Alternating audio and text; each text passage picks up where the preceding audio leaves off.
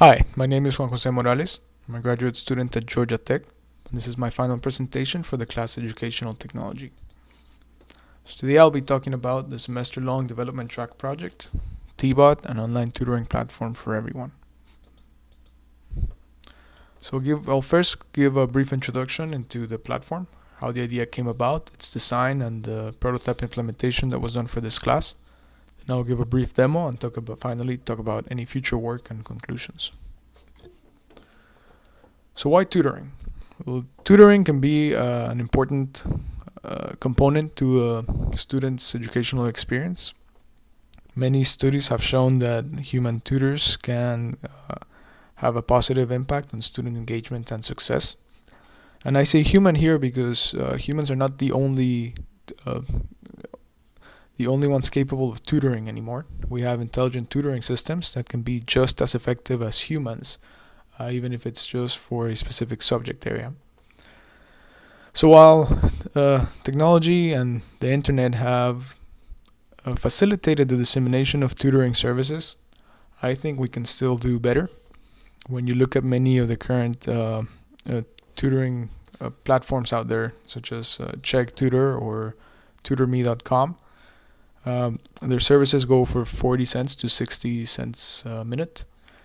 And when you think about it, there are many people in the world who can't really afford $60 for a 1-hour tutoring session for many sessions. As far as ITSs go, many of the ones that are out there are still very academical. One example of a company that offers a commercial ITS is Cognitive Tutor. However, their software is targeted more towards schools, not necessarily individual learners, and it's still not free. So this is where the idea for TBOT came about.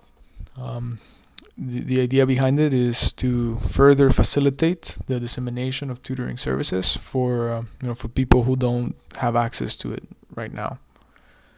And the key component of this idea is to combine human and ITS tutors via an ITS integration layer for any third-party ITS.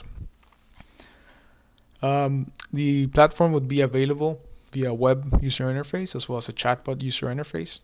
And the chatbots would have to be integrated with popular messaging applications such as Facebook Messenger and WhatsApp. There would be a bidding system for human tutors. And the idea behind the bidding system is twofold. One, it'll drive costs down because if I wanted to offer free tutoring services, I could do so on this platform. While at the same time, there would still be some monetary incentive for people to sign up as tutors. Over time, the integration of ITS would also help drive some of these costs down with this bidding system, because I could build an ITS that is a lot cheaper to use and scales a lot more than if I were to tutor people. Finally, there would need to be some sort of integrated shared space for online tutoring. But if you look at many of the online peer-to-peer tutoring platforms today, they all offer some sort of space like this. And obviously, all this there would have to be some sort of third-party payment system in order to handle any monetary transactions. So this is a high-level design of the platform and all the components that we just talked about. So the user would interact via web user interface or some chatbot, the ITS third-party integration layer, and some third-party payment handler. So this is clearly a lot of work for one person in one semester. So for the purposes of this class, I decided to build a functional prototype that would handle 3 use cases: finding a tutor, signing up as a tutor, and a simple bidding process. The prototype was built using mostly open source technologies. So Mongo for the database layer, Node and Express for the web component, as well as the chatbot integration, Pug and Bootswatch for the web UI, and Dialogflow was used for the actual chatbot. The prototype is currently hosted on Heroku, and if you go to this website, this is what the app looks like. So let's walk through the use cases that we were talking about. So I go in here and I want to sign up as a tutor.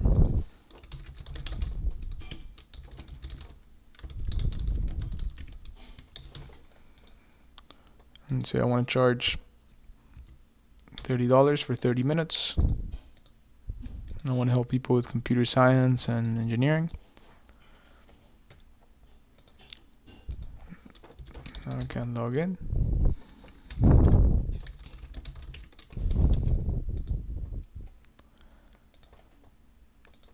And I can see my account.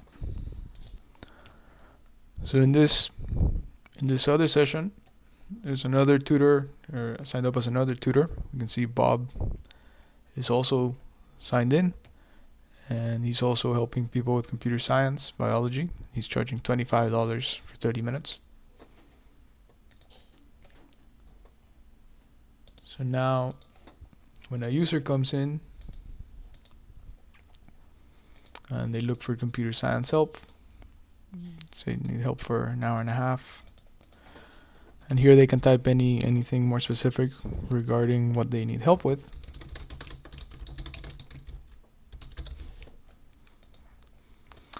Be able to see that there are two available tutors, right?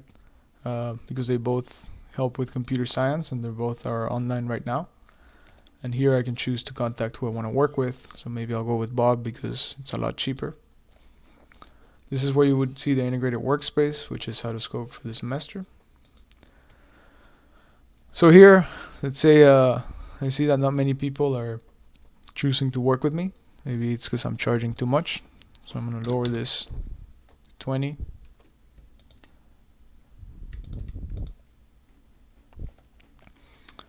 And so next time somebody comes in looking for computer science,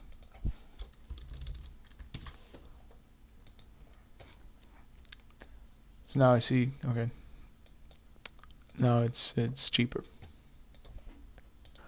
So now let's look at the chatbot implementation. So this is my personal Facebook Messenger, and say I want to reach out to T-Bot.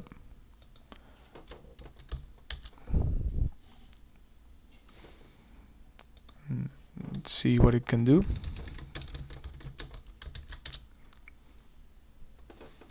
And as you can see here, it's telling me that it can handle, it can give actions that will handle the three use cases that we talked about. This is an intent-based chatbot, and right now it'll redirect to one of these three intents. So, all right, let's say I want to sign up as a tutor. You can see here it redirects me to the correct sign-up form.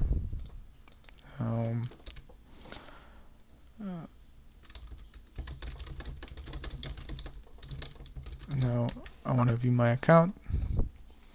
Again, it takes me to my account where I can make any changes. Finally, let's say I want to look for a tutor.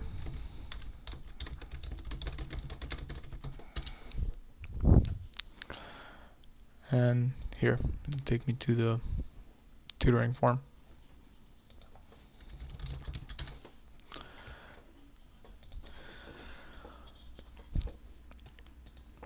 Right.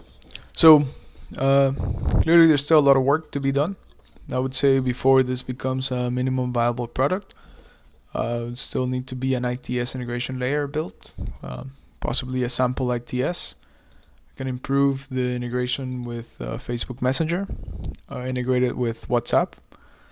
We can add support for Facebook authentication. And I say Facebook because Facebook just happens to own both Facebook Messenger and WhatsApp. We would have to definitely integrate or build the online tutoring shared space. A few semesters ago, there was an interesting project for a massive open online mentorship. And this was basically a shared tutoring online space that would be interesting to integrate with this.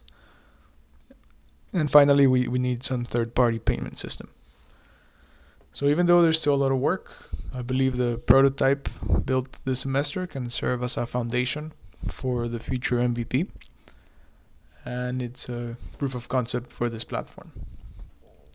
So thank you very much for your time, and please let me know if you have any questions or comments. Thank you.